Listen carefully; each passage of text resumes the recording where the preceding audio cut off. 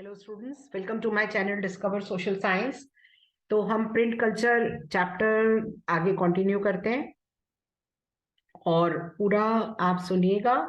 इसको मैंने बहुत आराम आराम से ले रही हूँ। चैप्टर थोड़ा बड़ा है लेकिन मैं इसको बहुत आराम से ले रही हूँ आप लोगों को, ताकि आप सुने और आपको बिल्कुल क्लैरिटी हो जाए। Now fifth topic, 19th century. देखिए स्टूडेंट्स, 19th सेंचुरी का मतलब है कि ईयर क्या है। ईयर है ये, हम जब बात करते हैं 19th सेंचुरी की, सेंचुरी एक आगे चलती है, आपको ये पता ही है। मतलब 1800 समथिंग कि मास लिटरेसी यूरोप में हो गई थी, इंडिया में उस समय नहीं थी। Children, women and workers. अब वहां पे मास लिटरेसी का क्या इफेक्ट था, मतलब मास लिटरेसी और प्रिंट कल्चर का क्या इसमें तालमेल था, इनका इंटरकनेक्शन क्या था, that I am going to explain you. Primary education compulsory हो गई थी, जैसे हमारी कंट्री में भी कंपलसरी है, और डायरेक्टिव प्रिंसिपल्स में ये है। प्राइमरी एजुकेशन कंपलसरी हो गई थी 19th सेंचुरी से, और children they became an important category of readers. बच्चे बहुत इंपॉर्टेंट कैटेगरी हो गए थे। प्रोडक्शन ऑफ टेक्स्ट बुक्स बहुत क्रिटिकल थी फॉर पब्लिशिंग इंडस्ट्री, मतलब वो नहीं कर पा रहे थे। Children's press devoted to literature, जो बच्चों के लिए ही होता था, फ्रांस में सेटअप करी गई। देखिए सबसे ज्यादा जो टेक्नोलॉजिकल एडवांसमेंट है, अवेयरनेस है हर तरीके से राइट्स की, वो फ्रांस में आई थी। प्रेस ने पब्लिश करी new books, new works, fairy tales, जैसे होता है ना परियों की कथाएं, लोक टेल्स जो बच्चों को बहुत अच्छी लगती हैं। ग्रिम ब्रदर्स जो जर्मनी में थे, उन्होंने बहुत टाइम लगाया, कंपाइल करी। देखिए कंपाइल करना बहुत मुश्किल काम होता है। कंपाइल करना मतलब हर चीज को कोऑर्डिनेट करना।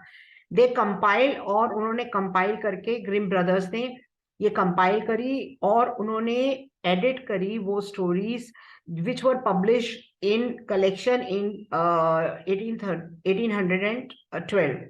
उन्होंने वो चीज कंपाइल करी। कंपाइल करना मतलब कोऑर्डिनेट करना, इकट्ठा करना, जैसे आप लोग अपने नोट्स वगैरह है ना कंपाइल करते हो। और जो भी उनको लगा कि अनसुटेबल है बच्चों के लिए, उसको उन्होंने डिलीट कर दिया। मतलब हम आज वर्ड डिलीट यूज करते हैं, उसको उन्होंने हटा दिया। And was not included publication versions में।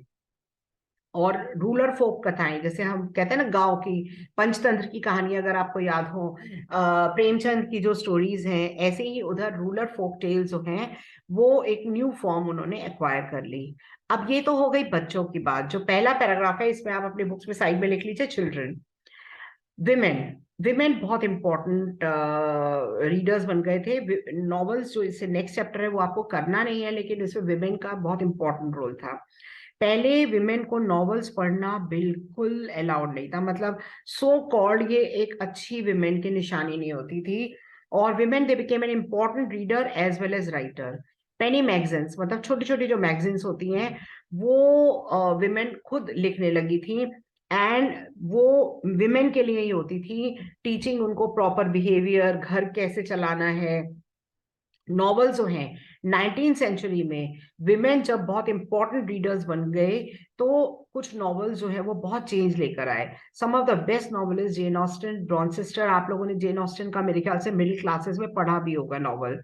And best novelists were women, Jane Austen, Bronte sisters, George Eliot. Their writings they became very important.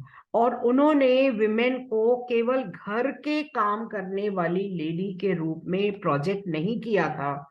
उन्होंने ये प्रोजेक्ट किया था कि women they have got their own brains, they are intelligent, and beyond the this family, ये four walls of the their house उनकी life है। पहले novels पढ़ना इंडिया में लेडीज की, गर्ल्स के लिए बहुत अच्छा नहीं माना जाता था। Even when we were young and small, तो हम लोगों के टाइम पे भी नॉवेल्स बहुत अच्छे पढ़ना नहीं माना जाता था। लैंडिंग लाइब्रेरीज एग्जिस्टेंस हुई, had been in existence 17th century से। 19th सेंचुरी में लैंडिंग लाइब्रेरीज इंग्लैंड में ये वाइट कॉलर वर्क्स के लिए बहुत इंपॉर्टेंट हो गई थी 19th सेंचुरी में। कई बार क्या होता था, जो सेल्फ एजुकेटेड वर्किंग क्लास थे वो अपने आप लिखते थे। And after the working day gradually छोटा होता था, तो मिड 19th सेंचुरी में वर्कर्स जो हैं उनको कुछ टाइम मिल जाता था सेल्फ इम्प्रूवमेंट। आज आप लोगों को ना ये बड़ा शॉकिंग सा लगेगा कि पढ़ना, और आपको मैं ये बता रही हूँ कि उस समय आप इमेजिन कर लीजिए, कोई मोबाइल नहीं था, कोई टीवी नहीं था, रेडियो का हो चुका था लेकिन इतना पॉपुलर नहीं था मीडिया वो, तो ये उस समय की बात है। And after the working day was gradually shorten from mid 19th century, workers जो हैं वो अपने इम्प्रूवमेंट के लिए, अपने एक्सप्रेशन के लिए वो कुछ लिखते भी थे। ऑटोबायोग्राफीज बहुत ज्यादा लिखी जाने लगी थी उस टाइम पे, ऑटोबायोग्राफीज। अब further innovations by late 18th century, तो ये जो लास्ट पेज में आपने पढ़ा विमेन और चिल्ड्रन का पढ़ा। अब क्या और इनोवेशंस हुई थी? प्रेस एक मेटल से स्टार्ट करे जाने लगी थी। Through 19th century series of further inventions हुई थी। By mid 19th century Richard M Hoe, important है ये, उन्होंने न्यूयॉर्क के थे, एक पावर ड्रिवन सिलेंड्रिकल, आपने ज्योमेट्री में पढ़ा होगा सिलेंड्रिकल क्या होता है, सिलेंड्रिकल प्रेस उन्होंने एक इन्वेंट करी, और 8000 शीट्स पर आवर के उस पे वो करती थी, वो मतलब वो प्रिंट निकाल लेती थी। और ये प्रिंटिंग, न्यूज़पेपर प्रिंट करने के लिए बहुत ज्यादा काम आई है, for mainly printing the newspaper. ये प्रेस जो है वो बहुत ज्यादा उसका यूटिलिटी रही। एंड ऑफसेट प्रेसेस जो हैं वो भी डेवलप करी गई from the turn of 20th century. Electrically operated presses एकदम से, उसके कारण ऑपरेशंस बहुत जल्दी जल्दी होते थे, तो वो भी स्टार्ट करी गई। And series of other development ये फॉलो करी गई। इधर साइड में आप लिख लीजिए मोर इनोवेशंस एंड मेथड जो है of feeding paper. Feeding paper जो है जैसे आप देखते हैं ना फोटोस्टेट वाले पेपर डालते हैं, तो फीडिंग पेपर इंप्रूव हो गया। क्वालिटी ऑफ प्लेट्स काफी बेटर हो गई, मतलब वो ब्लैक ब्लैक सा नहीं आने लगा। Automatic paper reels, photo electrical controls, colour registers, ये सब जैसे कलर्ड फोटोग्राफ्स हैं इंडिया में बाद में आई है, ये सारी जो है ये चीजें काफी ज्यादा इंप्रूव हो गई और ये इंट्रोड्यूस हुई। and mechanical accumulation of several individual and mechanical improvements हुई। printers and publishers continuously develop किया उन्होंने न्यू स्ट्रेटजीज अपने प्रोडक्ट को सेल करने के लिए। 19th सेंचुरी में पीरियोडिकल्स की जो मैं हाईलाइट कर रही हूँ स्टूडेंट्स की आपके लिए कर रही हूँ, और बहुत इसके अलावा आपको कुछ भी करने की जरूरत नहीं है, बहुत ज्यादा है ये। अगर आप ये भी आप पढ़ लेंगे, समझ लेंगे, अपने जो भी आपने सिंपल वर्ड्स में बनाना है notes. 19th century periodical serialised हो गए, मतलब नॉवल सीरियलाइज, जैसे आप लेक्चर्स में सीरियलाइज देती हो ना, part 1 part 2 part 3 like that, वो मतलब नॉवेल्स हैं ये, मतलब मैं तो चैप्टर को पार्ट में करती हूँ लेकिन वो नॉवल सीरियलाइज होगा जैसे आप सीरियल्स देखते हैं। 19th century periodical serialize important novel, और इसके कारण it gave birth to a particular way of writing and that is called way of writing novels, जो कि आपका नेक्स्ट चैप्टर है लेकिन आपके आ नहीं रहा है।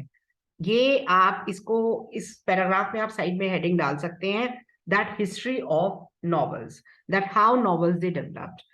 डस्ट कवर और द 1920 में इंग्लैंड का popular work were sold in cheap series, shilling series, सबसे चीप, मतलब पेपर की क्वालिटी बहुत अच्छी नहीं होती। आप देखते हैं ना रेड लाइट पे जो लोग पेपर वगैरह बेचते हैं, तो ये उनकी जो क्वालिटी है वो बहुत अच्छी नहीं होती उनकी, थोड़ा सा चीप, तभी वो चीप बिकते हैं वो। डस्ट कवर और the book jacket is also 20th century innovation है ये। With the onset of great depression in 1930s, publishers को डर हो गया था कि कहीं बुक परचेज की जो रिक्वायरमेंट है कम ना हो जाए, और उन्होंने चीप पेपर बैक एडिशंस लेने स्टार्ट किए, मतलब जो उन्होंने कागज लिया वो चीप लिया उन्होंने, ये रीजन था उनका। एंड नाउ स्टूडेंट्स प्लीज ये व्यू करिएगा, बहुत सिंपल वे में मैंने समझाया है, सब्सक्राइब करिएगा मेरा चैनल, और अगर आपने प्लीज कमेंट करिए, लाइक करिए, शेयर करिए, and thank you for watching, पूरा देखिएगा। और जो जो मैं साथ में बोल रही हूँ वो साथ में अपने बुक्स में आप लिखते जाइए और अपने नोट्स आप इजीली बना सकते हैं जो भी मैंने हाईलाइट किया है। तो ये ग्रेट डिप्रेशन के कारण पब्लिशर्स जो हैं उन्होंने बुक परचेजेस में डिक्लाइन ना हो जाए, इसीलिए पब्लिशर्स ने सोचा कि वो, ये बहुत इंपॉर्टेंट नहीं है लेकिन मैं इसको हाईलाइट कर देती हूँ, उन्होंने इसलिए चीप पेपर जो है वो खरीदना स्टार्ट किया। Okay students, I am ending my session and keep on viewing the next session.